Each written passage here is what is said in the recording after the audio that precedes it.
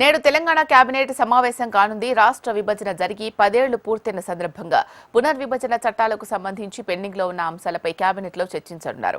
వీటితో పాటు ఆగస్టు 15 లోపు రైతుల రుణమాఫీ చేసి తీరాలని సీఎం హామీ ఇచ్చారు. దీనికి అనుగుణంగా నిధుల సమీకరణపై కేబినెట్ లో చర్చించనున్నారు. ధాన్యం కొనుగోళ్ల పురోగతిని సమీక్షించి వచ్చే ఖరీఫ్ పంటల ప్రణాళికపై చర్చించనున్నారు. రాష్ట్ర ఆదాయం పెంచుకునే దిశగా వనరుల సమీకరణ, ఆదాయ పెంపు ప్రత్యామ్నాయాలపై కేబినెట్ లో చర్చించనున్నారు. జూన్ నుంచి కొత్త విద్యా సంవత్సరం ప్రారంభమవుతున్న నేపథ్యంలో స్కూల్ కాలేజీల ప్రారంభానికి ముందే అవసరమైన సన్నాహక చర్యలు చేపట్టాలని సీఎం నిర్ణయించారు. విద్యార్థుల నమోదు, పాఠ్యపుస్తకాలు, యూనిఫామ్ల పంపిణీ తదితర అంశాలను చర్చించనున్నారు. కుంగిపోయిన మేడిగడ్డ, అన్నారం బ్యారేజీల రిపేర్లకు సంబంధించి నేషనల్ డ్యామ్ సేఫ్టీ అథారిటీ ఇటీవలే మధ్యంతర నివేదికను సమర్పించింది. నివేదికలోని సిఫారసులు, తదుపరి చేపట్టాల్సిన కార్యాచరణపై కూడా చర్చించి నిర్ణయం తీసుకోనున్నారు.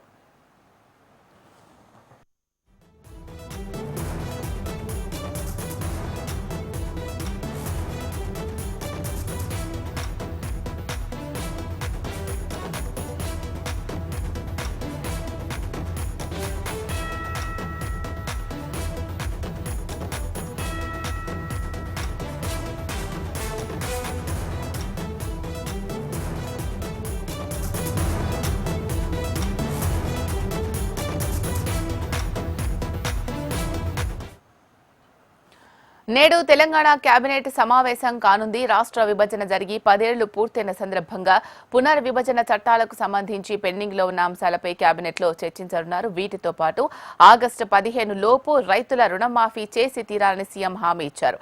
దీనికి అనుగుణంగా నిధుల సమీకరణపై కేబినెట్ లో చర్చించనున్నట్లు తెలుస్తోంది. ఇక ఇదే అంశానికి సంబంధించి మరిన్ని అప్డేట్స్ మా ప్రతినిధి ప్రవీణ్ అందిస్తారు. ప్రవీణ్, చెప్పండి, కేబినెట్ సమావేశం ఎన్ని గంటలకు ప్రారంభం కానుంది? శీల, సాయంత్రం 4 గంటలకు తెలంగాణ సచివాలయంలో తెలంగాణ కేబినెట్ సమావేశం జరగబోతుంది. కేబినెట్ సమావేశంలో రాష్ట్ర విభజనకు సంబంధించినంత వరకు ఏవైతే పెండింగ్ లో ఉన్న అంశాలపైన కీలకంగా చర్చించబోతున్నారు. షెడ్యూల్ 9, 10లోని విభజన చట్టంలో ఉన్న హామీలు ఏవైతున్నాయో అవి తెలంగాణకు సంబంధించినందుకు ఏవేవి రావాలనే దానిపైన కూడా ప్రధానంగా దృష్టి అయితే పెట్టబోతుందని చెప్పుకోవచ్చు. హైదరాబాద్లోని దిల్కుష గెస్ట్ హౌస్ తో పాటు ఇంకా పెండింగ్ లో ఎలాంటి అంశాలు ఉన్నాయి, వాటితో పాటుగా ఉద్యోగులకు సంబంధించిన ఏపీలో ఎవరైతే ఉద్యోగులు పనిచేస్తున్నారో వారిని తెలంగాణకు రప్పించే అంశాల్లో కూడా తొందరలోనే ఒక నిర్ణయం తీసుకోవాలని చెప్పి కూడా రాష్ట్ర ప్రభుత్వం భావిస్తుంది. కాబట్టి అందుకు అనుగుణంగా ఇవాళ కేబినెట్ లో చర్చించబోతున్నారు. దీంతో పాటుగా ఆగస్టు 15 లోపు మాత్రం రైతులకు ఇచ్చిన హామీ ప్రకారం మాత్రం రుణమాఫీ చేసి తీరుతామని చెప్పి కూడా ఇప్పటివరకే కాంగ్రెస్ ప్రభుత్వం ప్రకటించిన నేపథ్యంలో మాత్రం ఈ రుణమాఫీ ఏ విధంగా చేయబోతుంది రాష్ట్ర ప్రభుత్వం అనే దానిపైన కూడా ఒక క్లారిటీ రావాల్సి ఉంది. ఇప్పటివరకే రుణమాఫీకి సంబంధించినందుకు దాదాపు 40,000 కోట్ల వరకు కూడా అవసరం ఉంటుందని చెప్పి కూడా ఇప్పటివరకే ప్రభుత్వ వర్గాలు తెలుపుతున్న ఆ నేపథ్యంలో ఈ 40,000 కోట్ల రూపాయల రుణం తీసుకోవాలంటే కూడా రాష్ట్ర ప్రభుత్వం ఒక కొత్త కార్పొరేషన్ ఏర్పాటు చేయబోతుందా, రైతుకు సంబంధించిన మాత్రం కార్పొరేషన్ ఏర్పాటు చేస్తే మాత్రం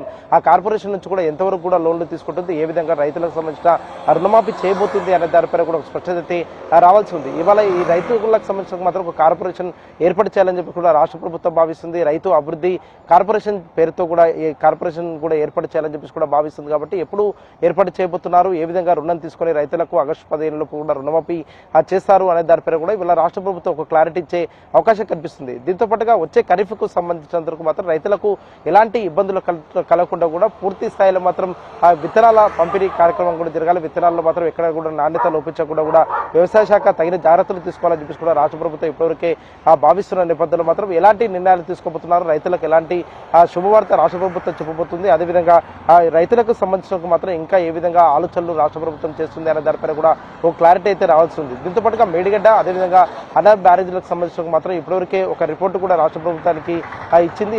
రిపోర్టు ఆధారంగా మాత్రం ఏ విధంగా అడుగులు వేయబోతుంది అనే దానిపైన కూడా ఒక క్లారిటీ అయితే రావాల్సి ఉందని చెప్పుకోవచ్చు. ఇప్పటివరకే కుంగిపోయిన ప్రదేశాల్లో మాత్రం అక్కడ కొంతవరకు మరమ్మతులు చేపట్టాలి. మరమ్మతులు చేపట్టిన తర్వాత మాత్రం నీటికి సంబంధించిన నిల్వ కూడా ఉంచాలని చెప్పేసి కూడా రాష్ట్ర ప్రభుత్వం భావిస్తుంది. కాబట్టి వాళ్ళ కేబినెట్ లో చర్చించిన అనంతరం మాత్రం అక్కడ ఏదైతే డ్యామేజ్ జరిగిందో డ్యామేజ్ జరిగిన ప్లేస్ లో మాత్రం ఎంతవరకు కూడా నిధులు ఖర్చు అవుతాయి, నిధులు ఖర్చు అవుతూ మాత్రం ఎంతవరకు కూడా పనులు కూడా పూర్తి అవుతాయనే దానిపై కూడా ప్రభుత్వం ఒక సమాలోచనలు కూడా చేసే అవకాశం ఉంది. ఆ సమాలోచనలు చేసిన తర్వాత మాత్రం ఒక కీలక నిర్ణయం తీసుకునే అవకాశాలు కనిపిస్తున్నాయి. దీంతో పాటుగా జూన్ నుంచి కూడా కొత్త విద్యా సంవత్సరం కూడా ప్రారంభం కాబోతుంది. కాబట్టి విద్యార్థులకు సంబంధించి ప్రభుత్వ ఆ పాఠశాలలో మాత్రం విద్యార్థుల జైనింగ్స్, అదేవిధంగా విద్యార్థులకు సంబంధించిన యూనిఫామ్స్, దాంతోపాటుగా ఆ విద్యార్థులకు నాణ్యమైన విద్యను అందించే విధంగా కూడా రాష్ట్ర ప్రభుత్వం ఒక అడుగులు వేయాలని చెప్పేసి కూడా భావిస్తుంది. కాబట్టి ఈ అంశంపైన కూడా ఏ విధంగా కీలకంగా చర్చించబోతున్నారు అనే దానిపైన కూడా ఒక క్లారిటీ అయితే రావాల్సి ఉందని చెప్పుకోవచ్చు. ధాన్యం కొనుగోలు విషయంలో మాత్రం రాష్ట్ర ప్రభుత్వానికి ఇప్పటివరకు ఆ ప్రతిపక్షాలు కూడా డిమాండ్ చేస్తున్నాయి. ధాన్యం ఇప్పటివరకే కళ్ళల్లో తడిచిపోయింది. ప్రభుత్వం మాత్రం ఆ కొనుగోలు విషయంలో మాత్రం ఎందుకు ఆలోచన చేయట్లేదు అనే దానిపైన కూడా ప్రభుత్వాన్ని మాత్రం